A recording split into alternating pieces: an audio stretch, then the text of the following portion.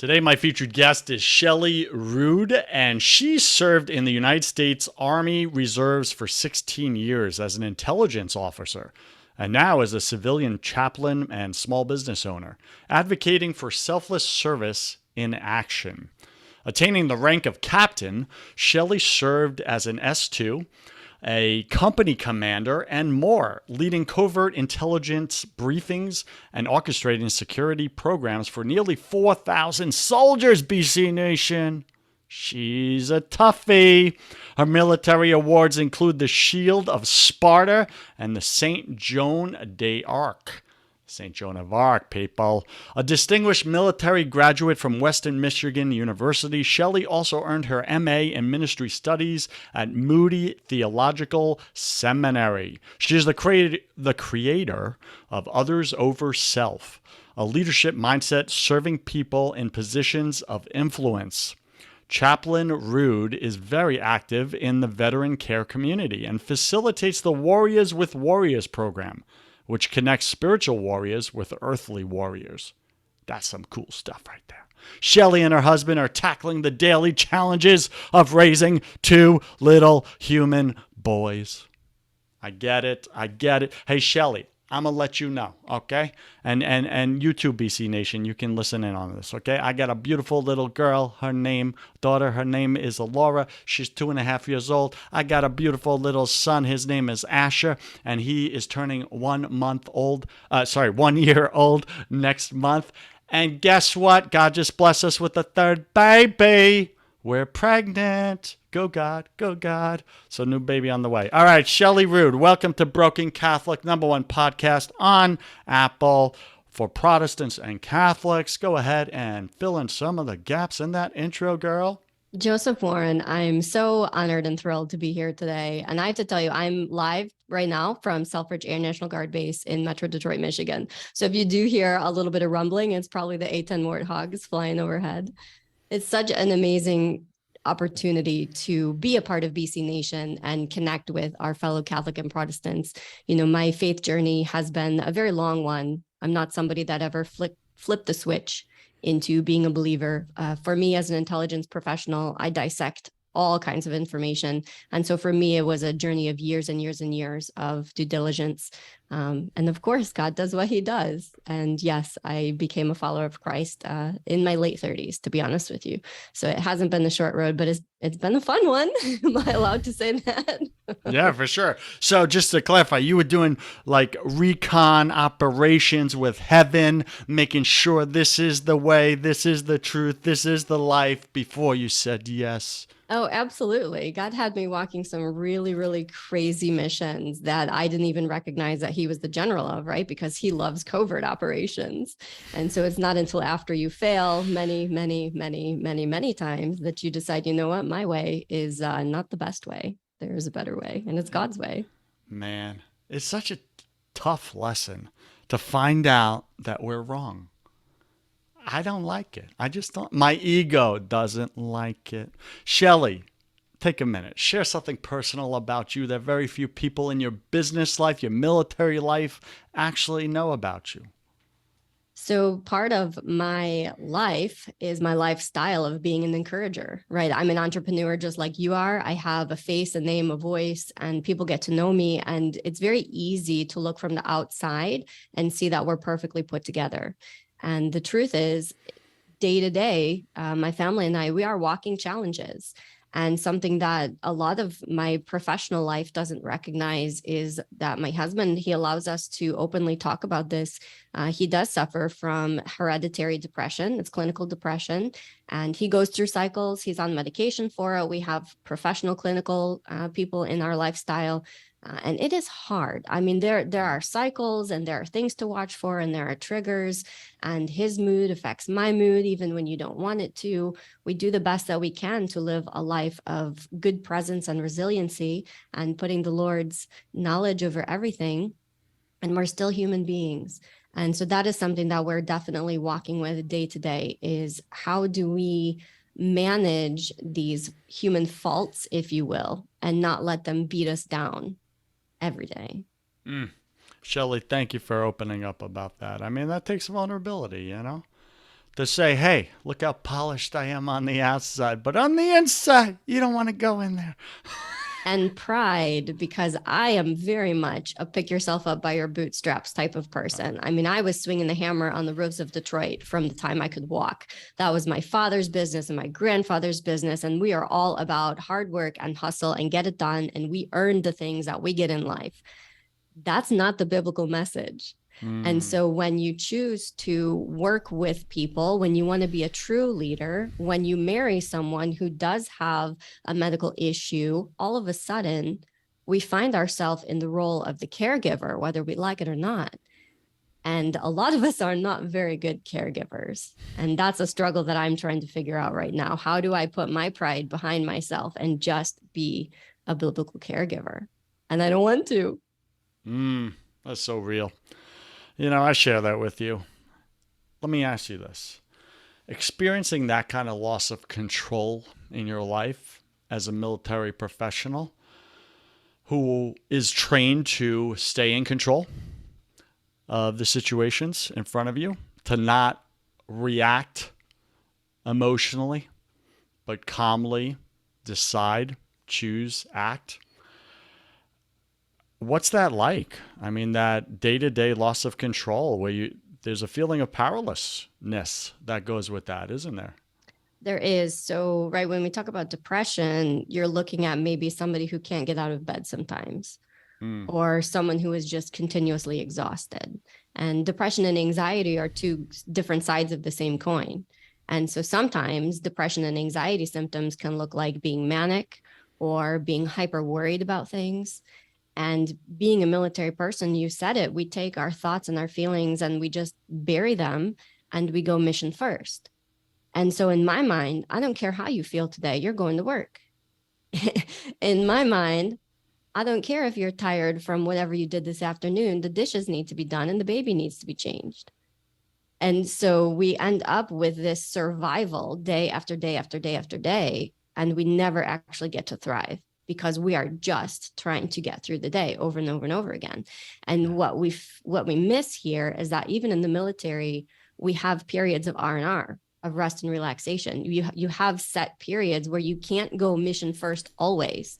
You have to take yourself out of the fight. You have to give yourself that resiliency time to reset. And then you can go back in the church world, right? We consider that a sabbatical, a time where you need to just step out and walk closer with God and then go back into the day-to-day life. And I think that we miss that in our walk just as human beings. And I have a tendency to go mission first, mission hard, mission driven. And it's not that I want to step on people along the way. It's just that I do tend to put up blinders and say, you're either with me or you're not. That could be difficult in a marriage. Yeah, that's why I've had 2 marriages. No, I don't know if that's why, but Wow. And I was raised Catholic, and I was originally married in a Catholic church. And yes, that's a horrendous story there, which I would love to share with our listeners, because I know that we do have a lot of people listening. Statistics show, right? Maybe you're Catholic and you're divorced. That's a thing. You're allowed to be, whether you believe it or not. And on the flip side of it, right, even if you are Protestant, maybe we've got listeners who think it's okay to live together and not be married. Or maybe we've got people that have been through 2 or 3 different marriages and are struggling to even believe in marriage. I've been in that side of the coin too, where, gosh, after my first one dissolved, it was such a horrendous mess. I would look forward and I would just think, what do I even want to date anybody? Why? Everybody lies, everybody cheats, everybody steals. Why in the world, if we're as broken as I believe that we are, why in the world would I want to marry another human being and do this all again?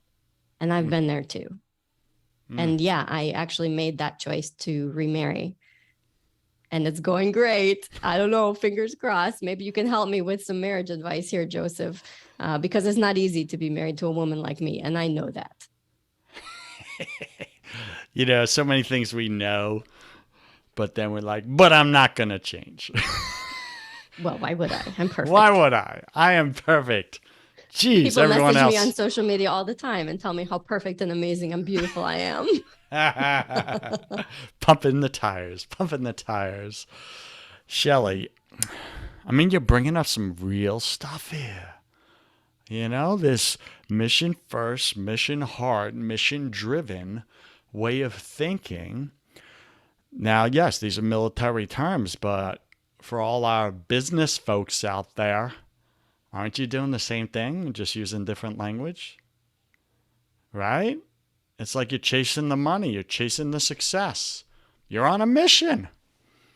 And there's some casualties of war that happen. It's called your spouse and your kids. And the loved ones closest to you. Yeah. Yeah, for sure. They get left behind because you put mission over family. So you have youngins and I have youngins. I have a 12-year-old who is taller than me. He's a giant. He's like a man before, right? He's a man. That's awesome. And then we have a 2-year-old child who was born special needs. So both boys. And as a female, and I know that you'll appreciate this piece of the conversation, right? I really struggle with being a strong female. And I know that all of my Christian people can identify with this a little bit, right? Because when a lot of females think of the biblical female and the biblical wife, they go to the Proverbs 31 woman and they think that she is dripping in flowers and perfume, right? And I hate flowers. Actually, she was a shrewd entrepreneur. I love that you said that. She totally was, right? Yeah. She was boss. She ran her household like a business. She was selling things in the market. And so I really had to struggle with this coming to Christ's definition of what he wants out of a woman. I don't have to wear flowery things and I don't have to be this soft-spoken doormat. I mean, as a survivor of an abusive relationship, the last thing that I ever want to be in my life is a doormat. And yet sometimes we find ourselves as that mistakenly. And so how do we do that, right? How do we not be a doormat, but yet speak with love and gentle kindness?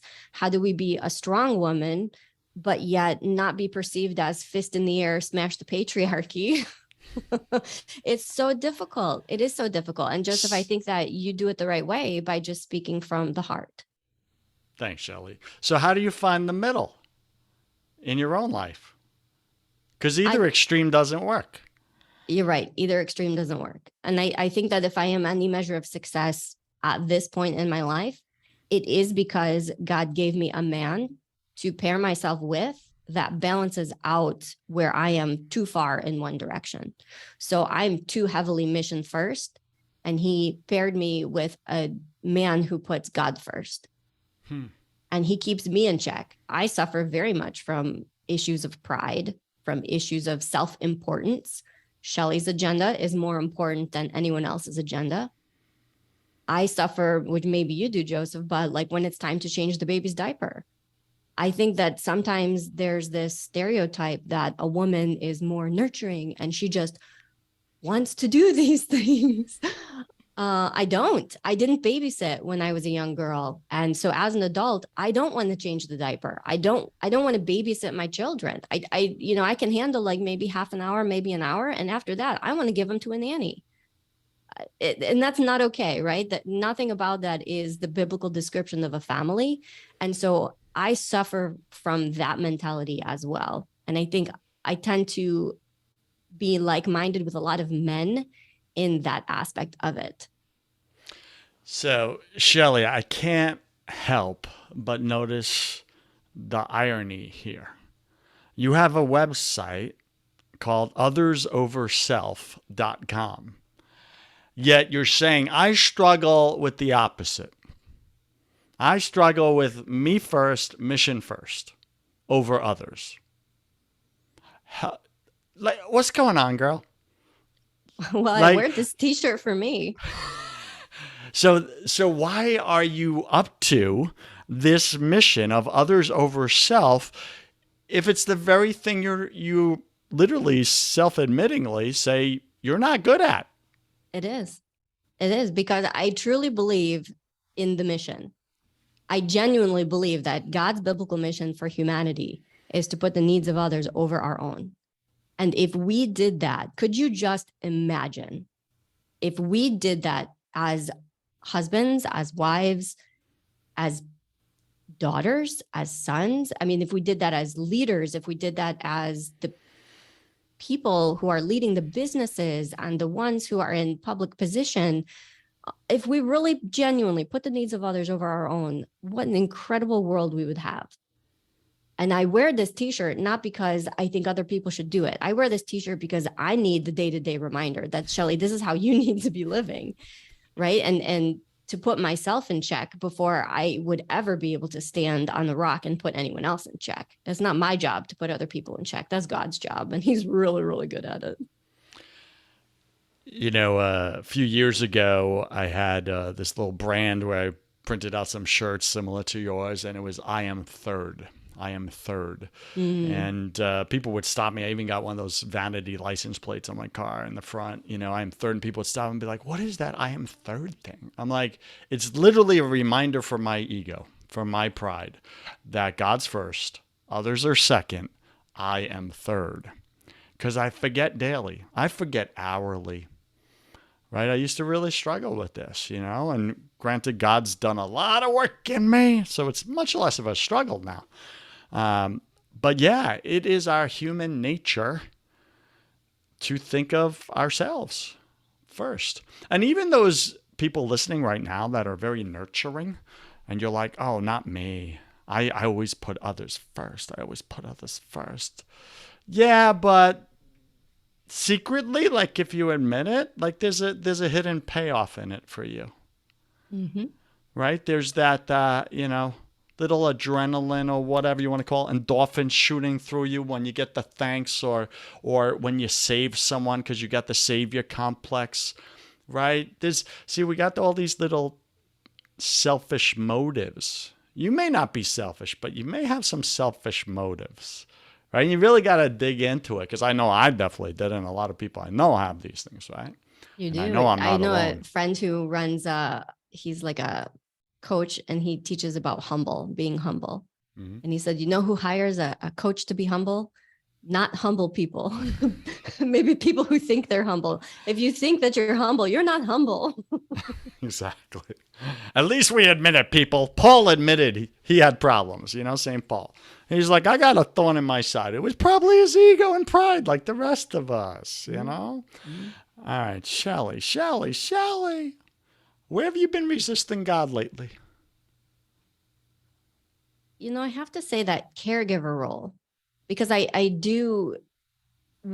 just want to be at work. And I think that's a lot of the pride issue. I love my mission. I feel that God is calling me to do the work that I do, and he's blessing us with resources to do the work that we do. And I just want to go to work. And so when, the baby has a fever and is not allowed to go to daycare, it's like my world is flipped upside down. Oh my gosh, I can't believe that I have to stay home with the child today. And I resist that. And so it really has to do with the devil going into your brain when you're put in moments like that, where I hear phrases in my head that say, well, I'm just not good at being a caregiver, or somebody else needs to do this, or I just don't have what it takes. I mean, how many times do you hear the new fathers with a newborn who just can't handle the constant crying, and we're frustrated and we think, I just don't have what it takes. I'm just not made to be a father, right? Women have these feelings and these thoughts as well. And so that's where I'm still resisting God, is when I do find myself immersed in the caregiver role and I really just want to escape. God has me there for a reason, and I need to recognize what that means. You bring up such a good point. Let me ask you a question here, Shelly. I'm going to ask you a lot of questions. Have you ever done something in the military where you went in, you thought you were going to be good at it, and then you sucked at it? What if I told you that I failed grenade training? Okay. I'm like, how do you fail that? You pull a pin and throw. What, did you throw it in the wrong direction? Yeah, if we can stereotype, I throw like a girl, like a really bad girl. I did not do softball. Was that shocking to you the first time that happened? Yeah. Everybody else can throw the stupid grenade over the bunker. I can't believe that I can't even throw it to 20 feet. Are you kidding me? And this is not a tennis ball. This is a live grenade, and the pin has been pulled. And now my instructor's grabbing the back of my vest, shoving me down into the sand so that my head doesn't blow off. Yeah, I was shocked. That's great. That's gold right there. All right. Shelly, as a piggyback to that question, have you ever done something the first time you sucked at it, but then you stuck with it and you suck less every time you practiced it until you didn't suck anymore? How many times can you practice throwing live grenades I don't know. I mean, and I'm fail? guessing as long as your head didn't blow off, you're doing okay. Using that example, yeah, it took me a few times. I literally failed at grenade throwing live grenades, and they exploded in my face more than one time. And yeah, you take instruction. You have somebody who's been there before, who's experienced the same challenges, to stand next to you and help you learn how to do it a better way, a different way. And eventually, yes, you learn how. I passed, right? I passed. I got out of boot camp, and I was able to go on to have this incredible military career. And it's not easy. And I hate even that perpetuates the stereotype of girls not being good at throwing balls, right? But what can I say? That's the path that I've had. All right. So I think there's a lesson there for all of us there. And the lesson is some things we try the first time, well, the first 10 times, and we're not good at it. We suck at it, yet we're being called to do it. So we ask ourselves, are we a get back upper or are we a give upper? Like, are you a quitter? Like, because you weren't in the grenade throwing and you saw it through. So, how is that different in parenting? I think sometimes we just put these like impossible or impossible standards or false expectations on ourselves. We're like, I got to show up as a perfect parent, or I'm not called to be a parent. No, that's called extremes. Where's the middle? The middle is, hey, I thought I was going to do better at this parenting thing. Turns out I'm throwing poop grenades all over the place and they're exploding, right? And anyone who's a parent understands that metaphor, right? And I don't want to deal with poopy diapers and sick kids. I want to go do the mission.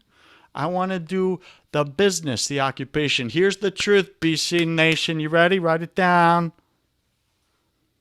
If you're living in such a way where you're putting your mission before your vocation, then you got it backwards. Your priorities are not aligned with God's.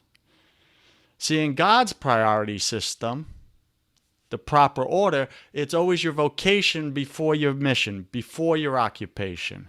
And so many of us don't know this and we get it wrong. And then we cause all this stress for ourselves. So you just literally need to shift your priority and never question it again.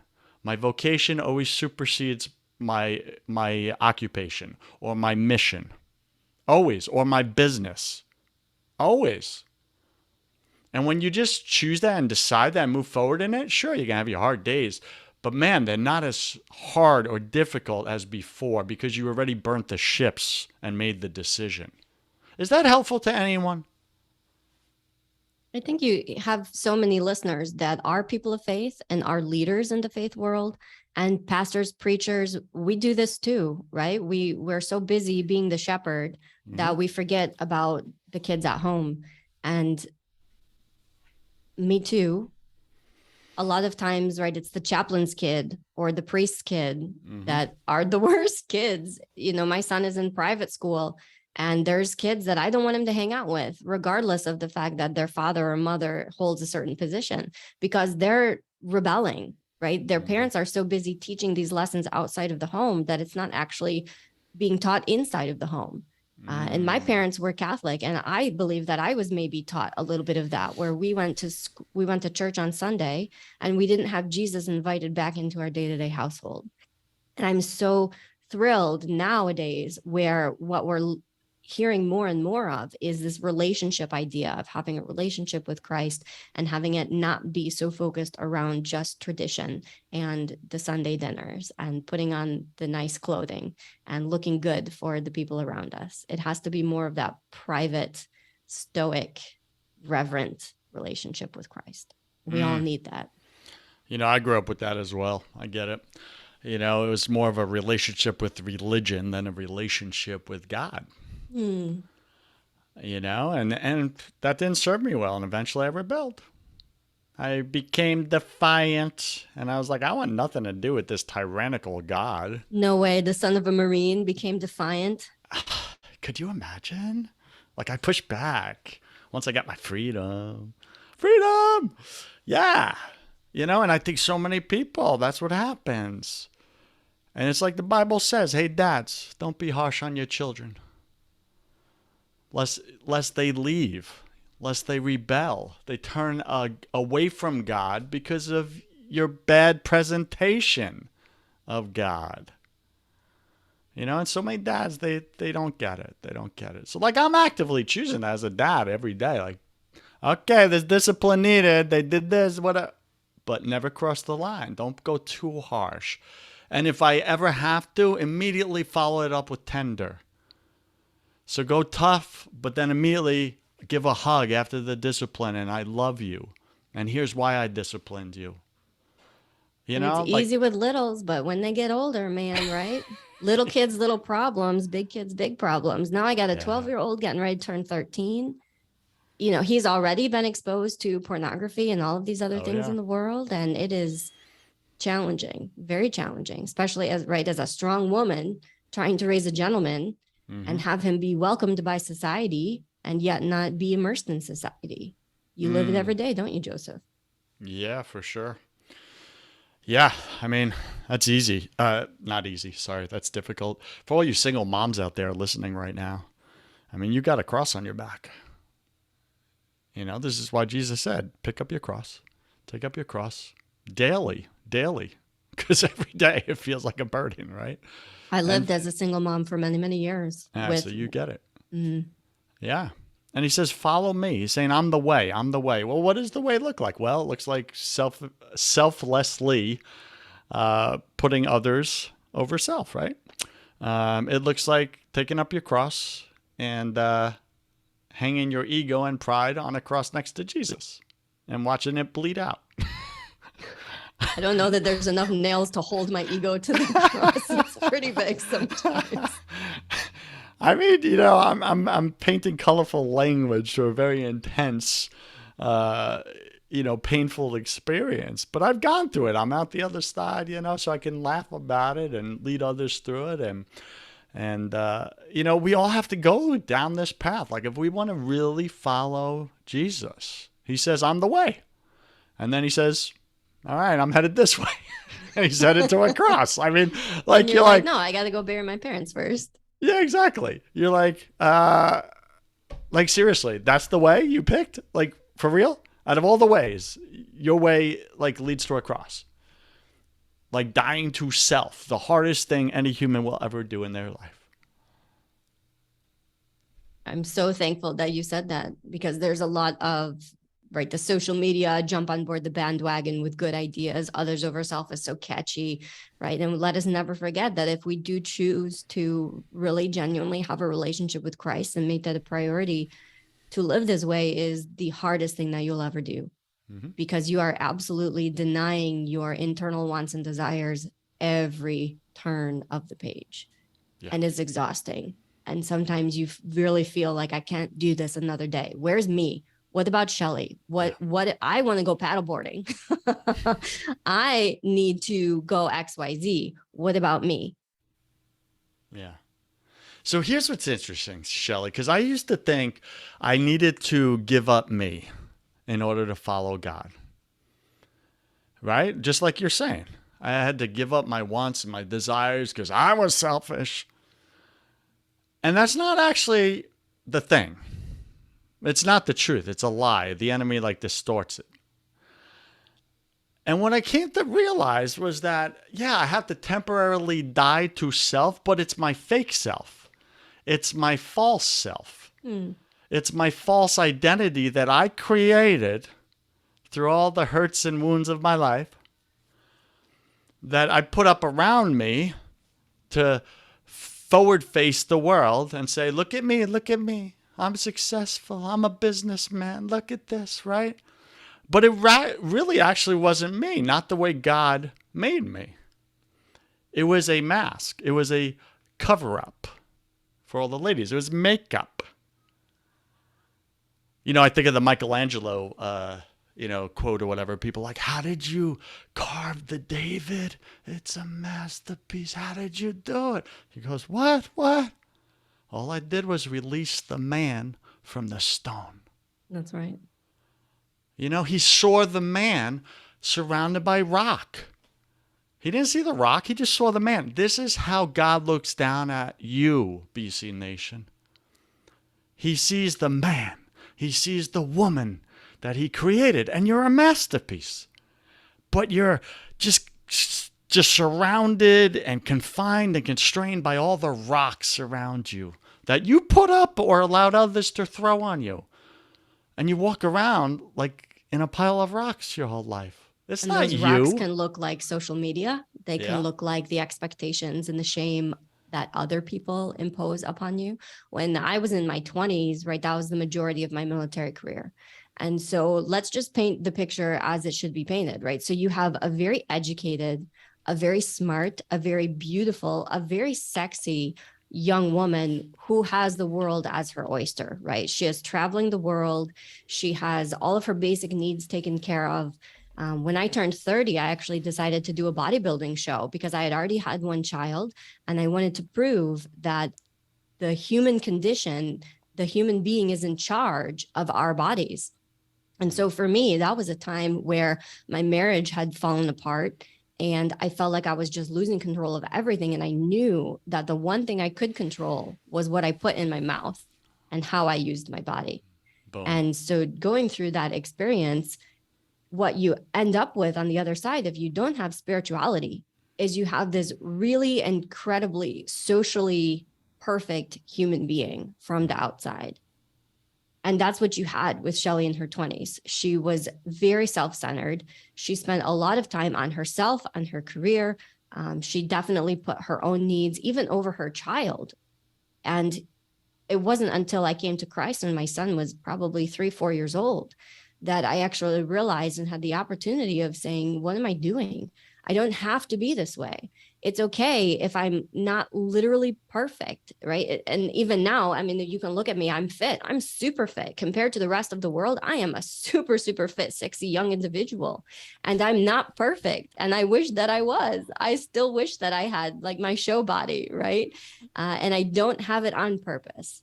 At this point in my life, I know that I can say, well, I could have that.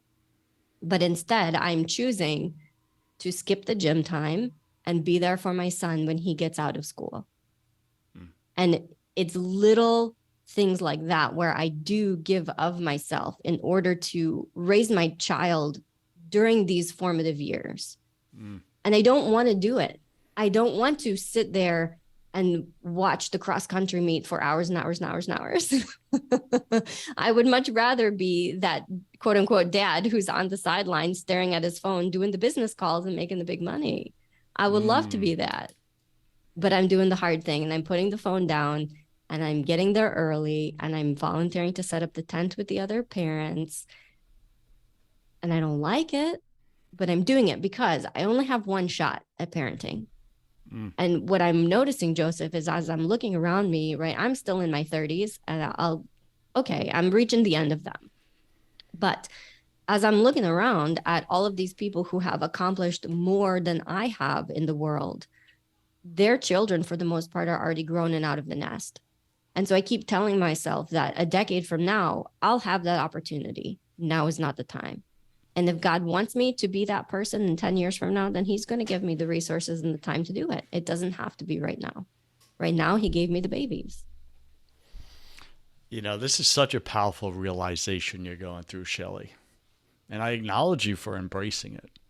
And maybe you didn't at first. Maybe you resisted it. But here you are. You're facing it. And I like what you said. You choose to give of yourself to your family. And I'd like to counter that with giving of yourself versus giving up yourself. Right? Because going back to that earlier point, we think we need to give up ourself in order to give of ourself. But that's not true at all. Because you can choose right now, right here, to give of yourself, which means you're pulling from a deeper place. You're in there. You're just buried under the rocks. Right? So God just wants to release you and set you free and make you whole and complete, BC Nation. He doesn't want to constrain you or take away from who he made you to be. He actually wants, what does it say? The glory of God is what? Come on, Bible trivia, people. All my Protestants, where you at? The glory of God is a man fully alive. Or woman, right? The glory of God is a man fully alive. So God is literally revealing to us that the way he is most glorified, nothing brings him more glory than when you and I become fully alive. In order to do that, though, you got to stop focusing on building up the fake self, the false identity, and focus on sitting with God and saying, God, remove all these rocks from my life. Show me who I really am. Who's Joseph, underneath? that can come from just looking at what's next to you right now. Tell us more. As an entrepreneur, I'm always the visionary. I'm always looking after, oh, but what about this? And I could buy this, and I could open this program, and I could get this new course going, right? The possibilities are endless. I love a meritocracy. I absolutely love where I live and what I've been given. I'm blessed within this world. And at the end of the day, when I look to my left and I look to my right, if I just invested that dreaming energy into what is here, real, and now, then my life would be so much better. And not just my life, but the lives of the people around me would be so much better. I mean, instead of going for that next reenlistment, for instance, or instead of going after that next job promotion, or instead of going after that next big client, what if you just took that energy and looked to your left and your right and gave it there instead? And that's the thing about it, is I think that if we aim for that star that's really far away and we obtain it, we think that we did it. Mm-hmm. But in reality, what you have with you right now on your left and your right are the resources and gifts that God has already given to you, and he's waiting to see what you do with them.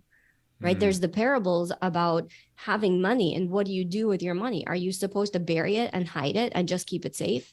Right? That's somebody who never dreams. That's somebody who never takes a chance. God tells us, no, that's not what you're supposed to do.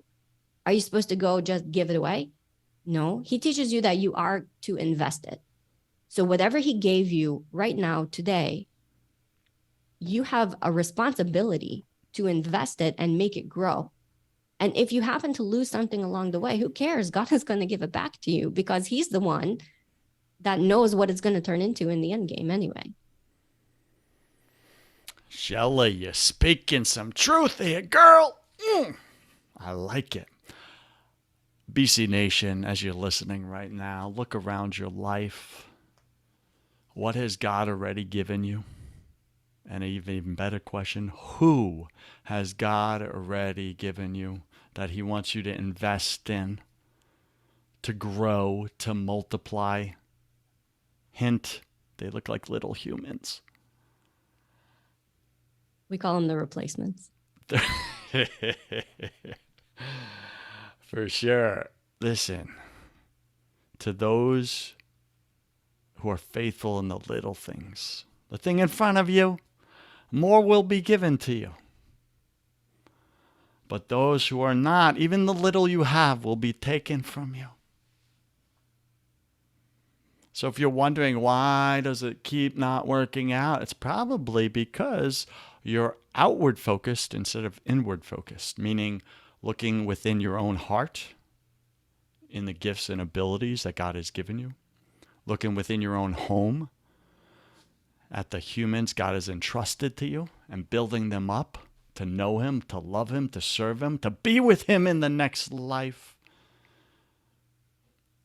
You know, there's a legacy, everybody's chasing legacy once you get it to a certain age, right? All the successful business guys and gals, they're like, what's my legacy gonna be?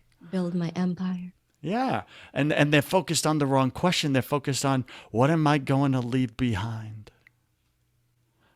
Did you know, BC Nation? I could be wrong here, but did you know? I completely disagree with that question. I don't think that's what legacy is at all. At least not in the eyes of God. That's in the eyes of the world. What did you leave behind? Meaning work harder to acquire more, accomplish more so you can leave it to these kids that then eventually become ungrateful and waste it all. Right? But here's the real legacy question. If you want legacy, who am I bringing with me? Now, what am I leaving behind? Who are you bringing with you? When you're standing before the gates of heaven and you say, hey, God, I brought my wife and kids. They're right here. I brought my husband and my kids. They're right here. And oh, by the way, I brought all my friends. I brought my employees. I brought all these people with me. See, that's legacy. Because that has eternal implications and fruitfulness. What you leave behind doesn't. It's material. Gets eaten by those funny moths, you know. Shelly, what are you thinking here? Are we hitting some truth or what? Yeah. I'm going to get my man voice in here because people pay attention more when you speak deep and low. Okay. So eternal consequence is the reason that I pursued military chaplaincy. I was sitting down with one of my chaplains many years ago, and this is after I understood and had Jesus in my life. And I said, why did you become a military chaplain? And he said, Shelly, what I do in the military is around matters that have eternal consequence. If you're not doing that with your life and your daily walk, then what are you doing? You're just wasting your time. And that was paramount for me to put in to have what they called a branch transfer. I wanted to transfer out of being an intelligence officer and I wanted to transfer into the chaplain corps. And I put that request in. And I was so certain that I had followed and discerned the call to be a military chaplain. And this is years and years and years into a career of knowing that the military does not need one more intelligence professional. What the military genuinely needs is one more chaplain. If you don't know, we have a national shortage of chaplains, and this has been going on since the early 2000s. And even within the chaplain corps in 2017, we changed our military recognized denominations, and now there's 212 that are on the list of what religion you can be and serve in the military and serve as a chaplain. And so recognizing and learning about the importance of spirituality and how much the military embraces spirituality. Yes, I care. I have a calling for my military brethren. I'm going to be a military chaplain. And so I did the hard work. I started seminary. I earned my master's degree. I put the paperwork in. For 4 years, I went through the fight of doing this branch transfer. For 4 years, only for the military to discharge me. It was honorable, but I just hit time and grade. It was a paperwork issue. And I literally got emailed discharge orders one day. You want to talk about a career being over and feeling unfulfilled. Here's your email. Have a good life. And so taking that to my chaplain recruiter and saying, okay, now what? And he says, well, we'll just re-enlist. You'll just re-enlist directly into the chaplain corps. Great. Awesome. The dream is still alive. Shelly is going to be a military chaplain. 3 years after that, finally, earlier this past year, I got the red light that said, no, you're medically disqualified from reenlistment. And so now Shelly, who has been walking this path of military chaplaincy, I'm now an ordained minister and I have my educational requirements. And all of a sudden now I find myself on the outside of a finished career that I thought I was in the height of. And I'm sure that there are people listening who have been kicked out of a job or lost a job or COVID closed down their business or what is it? And all of a sudden you went from the top to the wasteland and you don't even know what to do anymore. And so I really appreciate the opportunity to share with this audience and you, Joseph, that I'm still here. I still have my dream. I still have my calling to be a military chaplain. And the chaplain said no, the military said no, thank you.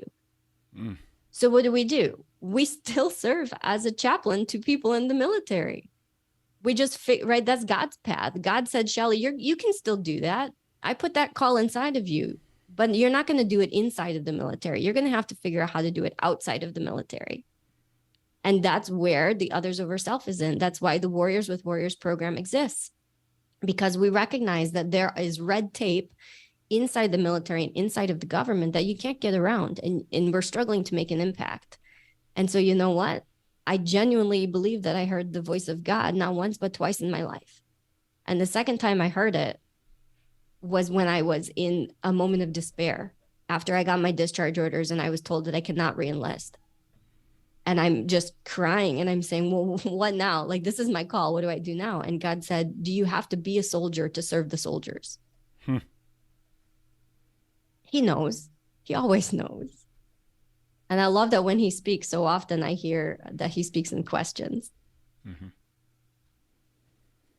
And so here I am, right? I'm a chaplain. I'm a civilian.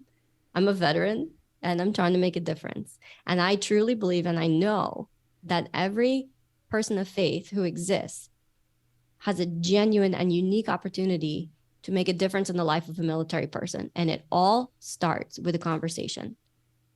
You can save the life of a military person just by having a 5-minute earnest conversation with them, because that's something that they're not allowed to do inside the military for the most part. Tell us more about that. What do you actually mean we could save their life? You know how you go out to lunch and you walk in a restaurant, mm-hmm. and sometimes you see somebody in uniform. Yeah. If you want to honor them, let me just say thank you for having that mindset, because I'm a person who has been in uniform and has been spit on for being in uniform. So if you're already in a place where you want to honor a military person, thank you. Now, how do we do that? I think the standard go-to in our society is the phrase, thank you for your service. You probably say that, don't you, Joseph? I try not to. I don't like to be a cliche. Go ahead. Well, that's a good recognition, because it feels like a cliche, right? Some of us love it and we embrace that phrase and we say it. And there's others that are like, it just feels wrong. Yeah, it doesn't feel good enough. And surface to me. I want to actually ask a genuine question. There you go. So that's how we do it, right? The best thing that you can do when you see a military person is honor them by treating them like an actual person, and ask them questions that take that conversation to the next level. So ask them, why did they join the military? You might be really, really shocked at what you hear as an answer. My friend is a fighter pilot, and she joined the military on a bet. My friends are crazy, right? They're bombers, they're tank drivers, they're fighter pilots, and we live just insane lives. You got 2 buddies, right? Joseph, your best friends are military personnel. That's right. And when you ask them questions, the answers you get blow your mind sometimes, right? That's right. So don't be afraid to ask somebody, hey man, why did you join the military? And then just let them talk. Another thing that we love to be asked is, what branch do you serve in? What branch did you serve in?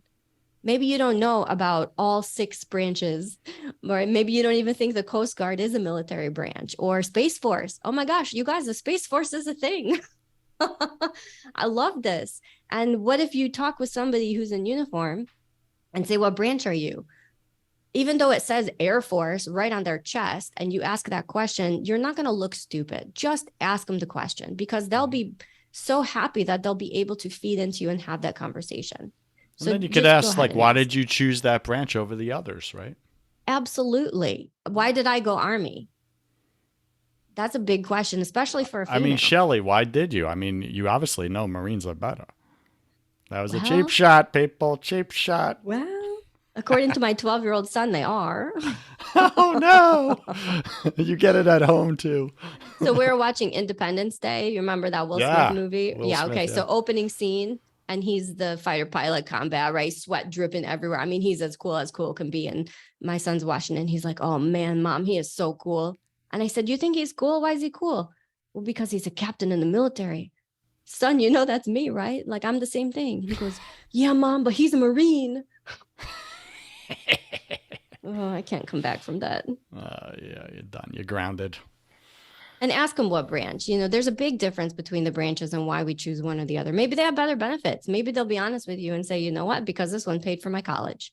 Mm-hmm. Now you got something more you can talk about. Awesome. What school did you go to? What did you study? It's just basic conversation. But here's why it's so important. When you're in the military, you have to be so incredibly guarded with what you can and cannot say, that it is very rare that we have an opportunity to openly share anything about ourselves. And so if you're just asking somebody politely in a restaurant, tell me a little bit about yourself, that's a moment that that person could cherish. Now, I was traveling overseas one time in the airport, and I had a gentleman come up to me and he said, listen, I know you don't know me and you're going to think this is weird, but I'm going to give you my phone number. He said, if you need anything ever, I can't even imagine why you would call me, but I want you to know that I'm here for you. And he slid me that paper. You know what, Joseph? There's very few people, if any, in my life that I felt at the time that I could call if I needed something. And for a stranger to walk up to me and offer me that, that's Christian. But I wasn't Christian at the time. And so as a Christian, if you can be that giving of yourself and that vulnerable to say, I am here for you, if should you need something, then that goes a long way. And yeah, right, as a super hot, sexy young woman in the military, right, when I got to my destination, the whole way I'm thinking, well, this dude is just a creeper and blah, blah, blah. But weeks later, when I pull that pair of uniform pants out and I find that phone number, and my life is just really, really dark, and the thoughts in my head are really, really dark, and I see that phone number, I think of that human being, and I'm so thankful. And now I can say, years and years later, looking back, that's the representation of what Christianity can do day to day. We just have to be willing to take that step. We're speaking with Shelly Rood. She is an Army captain, badass, military chaplain. I think you're cool. Marines or not. I mean, you are. Okay? Your house is going to get bombed. I love all branches that protect our freedoms. I do. Shelly, she's running othersoverself.com, othersoverself.com. She's here just opening up her heart to you, BC Nation, to me, sharing with vulnerability the feelings of loss of control in her own life, in her family, what she's done with them, how she's brought them to God. And, Shelly, where are you cooperating with God right now? I mean, obviously the others over self and the chaplain, that's awesome. Better question, what does God have next for you? Where's he taking you? What are you seeing? Those are great questions. So this whole feeling of loss of control, I mean, it's constant. And sometimes when we look to our left and to our right, we're being led by people who shouldn't be leading us, whether it's intentionally or not. I mean, maybe you've got that boss or that person of a higher rank that has day-to-day impact and influence on you. Maybe it's your spouse and they're bringing home pornography, or they're expecting you to participate in things that are non-biblical. Let's just keep it there. It's hard. It's very, very hard. It's hard to walk the path of a Christian when you're watching hedonism play out left and right all around you, right? The military world is very Sparta. I think that we watch Captain America. I love Captain America. We need more Captain America. The military is not Captain America. The military is like Tony Stark's running rampant. Or 300, And I have to remember that I was contributing to that once upon a time.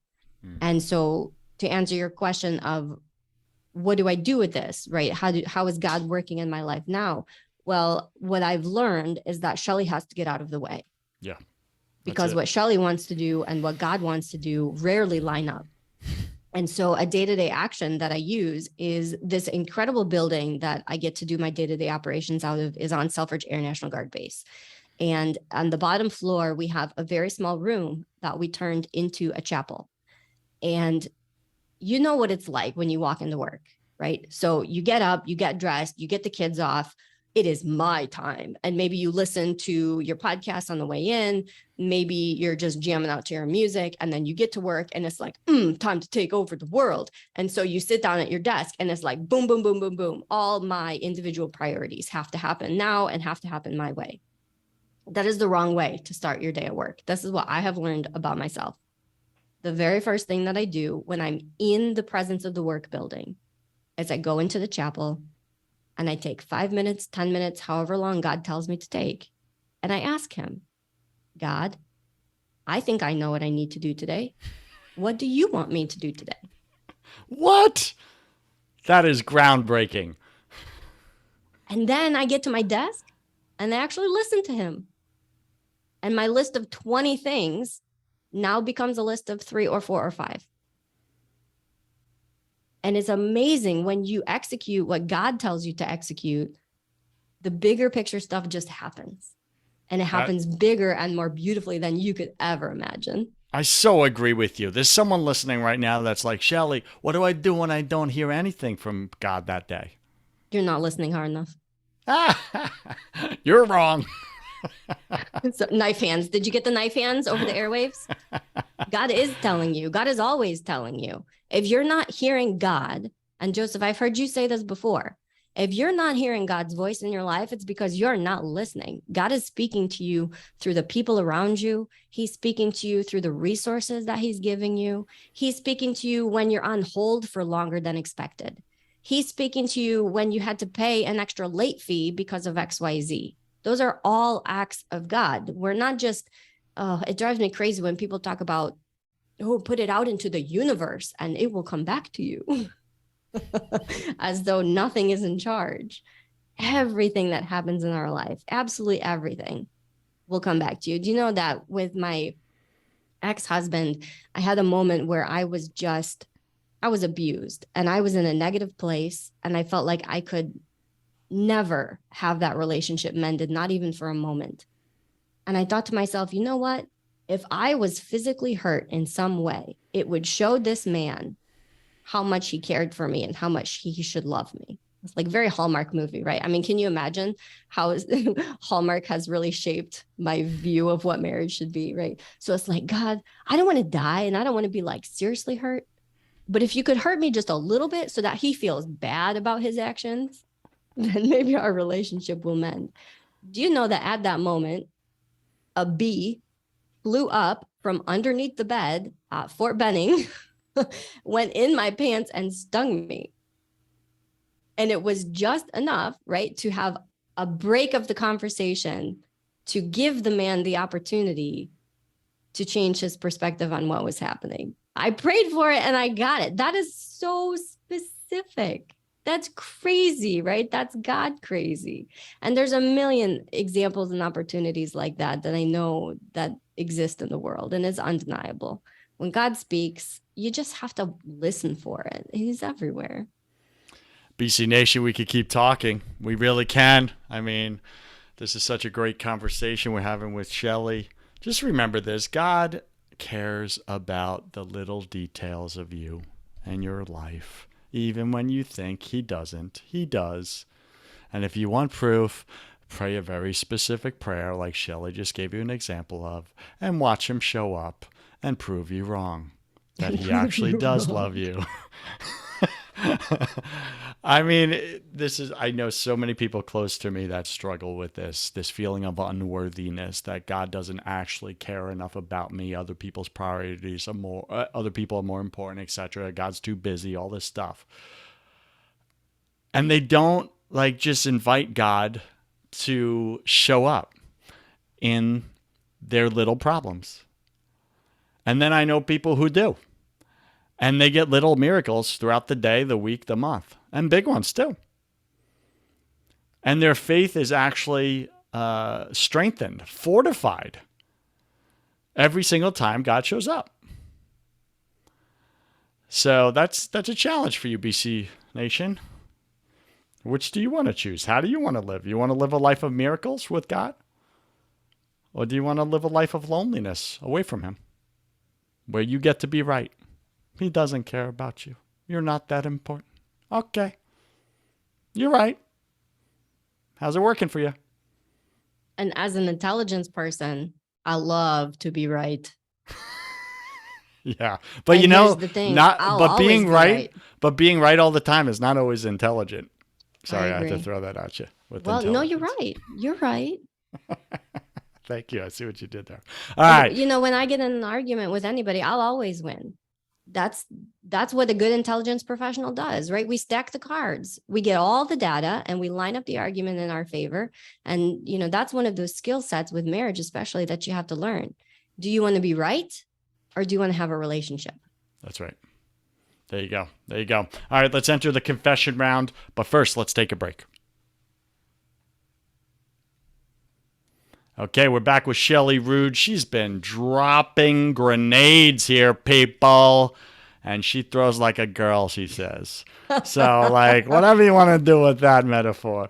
All right, welcome to the confession round. Shelly, I'm going to ask you 10 quick fire questions. You'll have about 3 seconds to answer each. Don't overthink it. It's just for fun. It's like a game show. You get to win a prize. Not really. You ready? Not if there's no prize. There's a prize. You get to be right. Let's go. What's your favorite thing about God? My favorite thing about God is that he is all-knowing. There is truth. There absolutely is truth. And even when you can't see it or figure it out, guess what? You're just a tiny speck in the earth anyway. You're not supposed to figure it out. What's your least favorite thing about God? He's so unpredictable. I mean, just within the last few years, I know 2 families that woke up to the loss of a child overnight because of an unforeseen medical condition. And that unpredictability with his majesty and how he works and why he has us walking the path that we walk, it really seems irreconcilable to the human mind. And that's because it's made that way. Yeah. I believe we're all struggling with something at any given moment of our life. It's just part of the human condition. What are you currently challenged with right now, either professionally or personally? I'm currently challenged with everybody else right now. I am lacking empathy for my fellow human beings like no other. Yeah, I get that. What are you most afraid of? I believe so deeply that the lessons that we teach are biblical and that they need to be heard. And I'm so afraid that my day-to-day lessons are just falling on deaf ears, that it's just going in one ear and out the other, and no action is actually going to be taken as a result of the lesson. Okay, there's so much. I could go so deep with that one, but I'm not going to. What did you spend way too much time doing this past year? Do you know this was a really hard question for me to answer because I'm so self-righteous that I think that all of my time was accurately and appropriately spent over this last year. You're That's how obviously self-focused perfect. I am. You're perfect. That's amazing. So it really has to be about not appreciating the moment, not appreciating right here. God put you here in this stinky, poopy diaper moment because that's where he wants you. And you need to find the reason and the appreciation for why he has you there in that moment. Obviously, he wants you to learn to throw the poop grenades better. Let's go. We actually do that in our house, just by the way. Nice. We wrap them up real nice and tight, and we yell incoming and then lob it and then over. like diaper genie, right? In it goes. What secret fear do you have about people? So on Sundays, I used to work in broadcast television and the news. And on Sundays, my secret habit is that I go through the news stories and I look for the worst. And it reminds me of the depths of evil that exist in humanity. And so my secret fear about people is how much evil already is allowed to exist within them, and how deep does that go? I'm not surprised. With all that I've learned and seen and been exposed to in the military, evil is real. There's demons all around us. Spiritual warfare is not a joke. And my concern is, how deep is it in the person sitting next to me? Do they even know? Can they even recognize that that piece of pornography is actually leading a young lady into a life of I'll just say horror. Yeah. We'll keep it somewhat G-rated here. Yeah, for sure. So speaking about that, what do you wish you had learned sooner about God? The Jesus piece. I never denied creation. I think that the world is just incredibly too beautiful to be a Big Bang theory.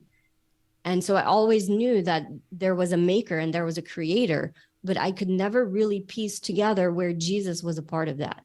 And it wasn't until I was in a Catholic church, even though I'm Protestant now, I was in a Catholic church outside Fort Huachuca, Arizona, and I heard the priest give a very brief message about how human beings were struggling to grasp God. And that's the reason for the Jesus piece. How could a human being ever explain humanity to an ant? You can't. We're so out far and away from the mental capacity of the ant. That is what God is to us. How Times a zillion.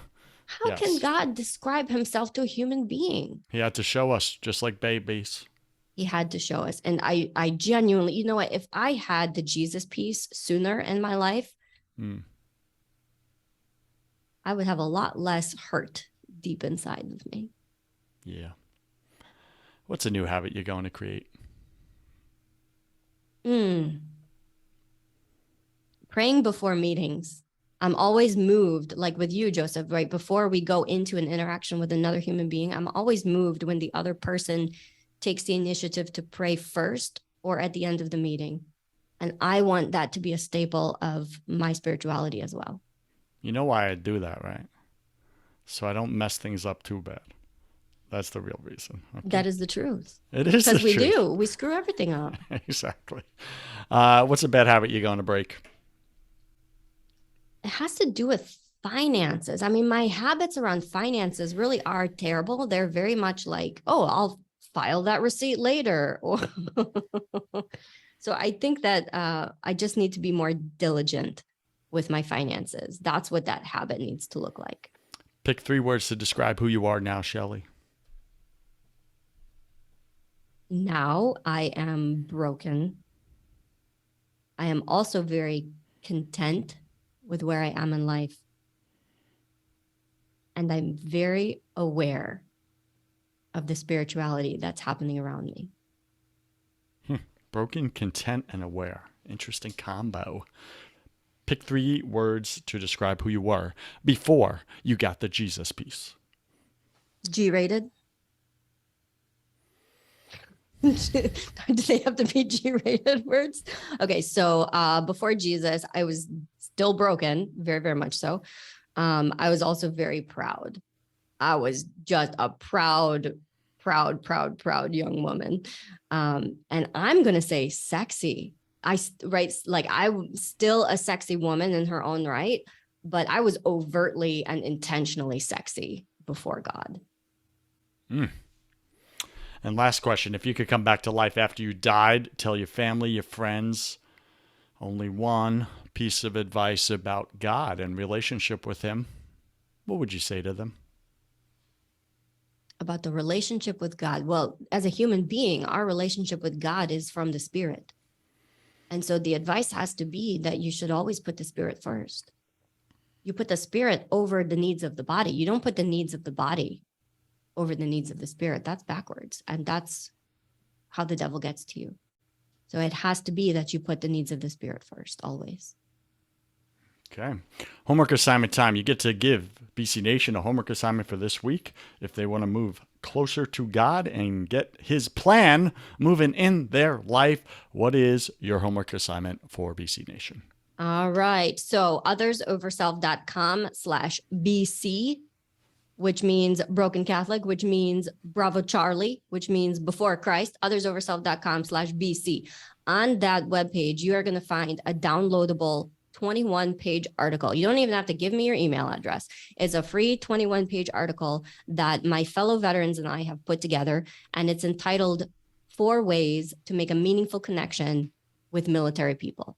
Read that article, learn how to have those meaningful connections, because you have the unique opportunity to speak truth into the lives of military people and improve their mental health.